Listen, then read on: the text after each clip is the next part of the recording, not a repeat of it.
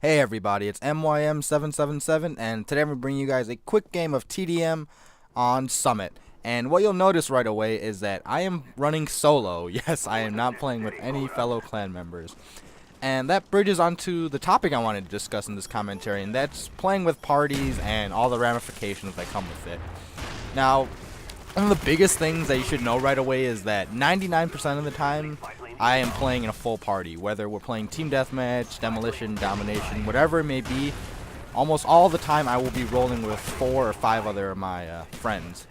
And that allows you a lot of, I guess, advantages, obviously, that you don't get when you run solo. And it's not as, I guess, obvious as some of you may think. Most of you to be like, well, when you're playing with randoms, you're not as likely to win, and that's obviously the biggest one. But some other things that might be missed are, when you're rolling with a party, your perks, your weapons, attachments, even the contracts you're doing are opened up. You're allowed a lot more leeway in what you can do. I mean, for example, I have never run Ghost ever since my non-prestige days. I'm on 7th prestige right now. I mean, I buy it every prestige just in case we play search.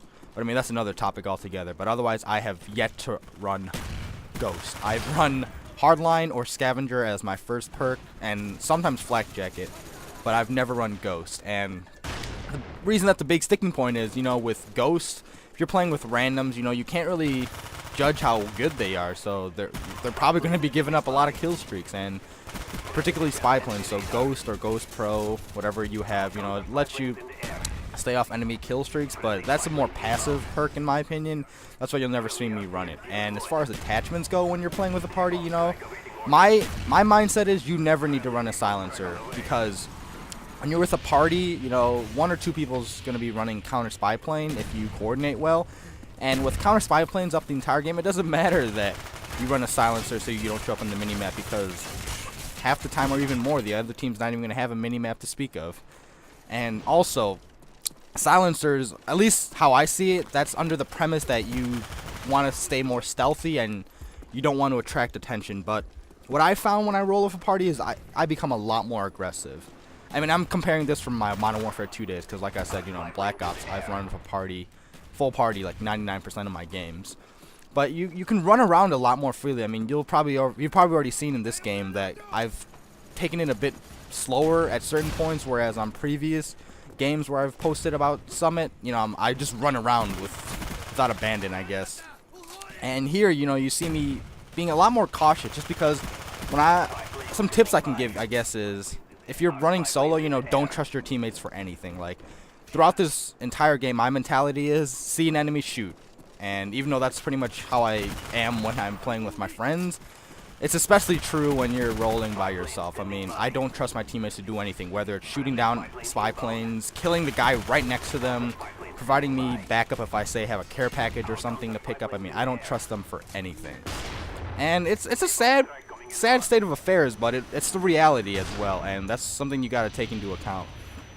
But I guess some of the ramifications of not being able to play in a party, like I said, is you have to run more defensive perks and kill streaks, in my opinion, to do well. I mean, I'm sure some of you can run 8, 9, 11 by yourself in TDM and still get them every few games, and that's great. But for the most part, I found the best way to have success if you're running by yourself is just to run simple, low kill streaks that will benefit your team, even if your team sucks. I mean, if they're of the kind that can't even shoot someone with a UAV up and the counter UAV up, I mean, you can't control that, but you're under the assumption that they have somewhat of a brain and can at least kill someone when there's a UAV up.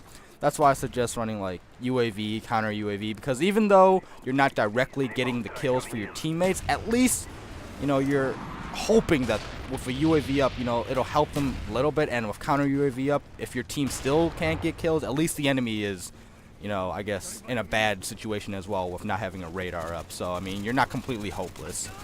I mean, it's not fun playing without friends. At least that's how I see it. I mean, that's why I do roll with a party, and people can call it stat padding. They can call it being scared to roll by yourself, but that's not how I see it whatsoever. I mean, I play for fun, and fun for me is winning, is getting a lot of kills, and just enjoying time with your friends. And if playing in a full party accomplishes that, why not?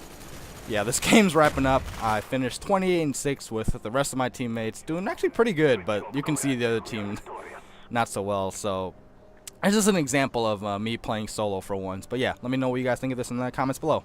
Take care, everybody.